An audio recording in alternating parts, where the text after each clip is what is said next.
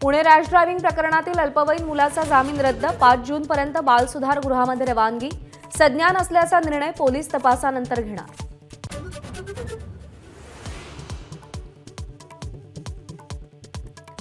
उजनी धरण पात्रातील तिसऱ्या दिवसाच्या शोधकार्याला थोड्याच वेळात सुरुवात होणार.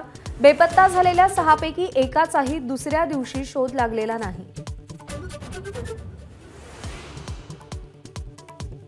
राज्यभरात भीषण पाणी टंचाई, अनेक ठिकाणी टँकरनं पाणी पुरवठा, पिकं वाचवण्यासाठी शेतकऱ्यांची धडपड, तर नगरमध्ये दूध उत्पादनावरही परिणाम.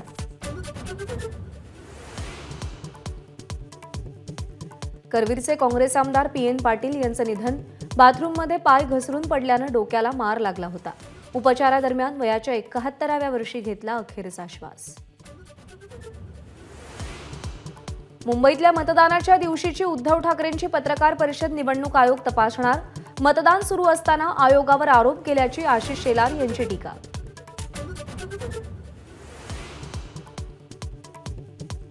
गजानन कीर्तीकरांच्या भूमिकेनंतर शिवसेनेत नाराजी, कीर्तीकरांवर पक्षांतर्गत कारवाईची शक्यता, शिवसेनेच्या शिस्तभंग कमिटीकडे तक्रार अर्ज दाखल.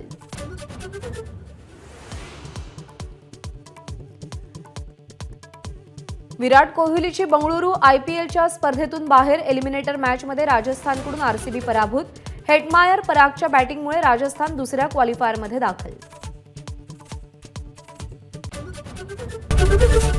एबीपी माझा, उघडा डोळे बघा नीट.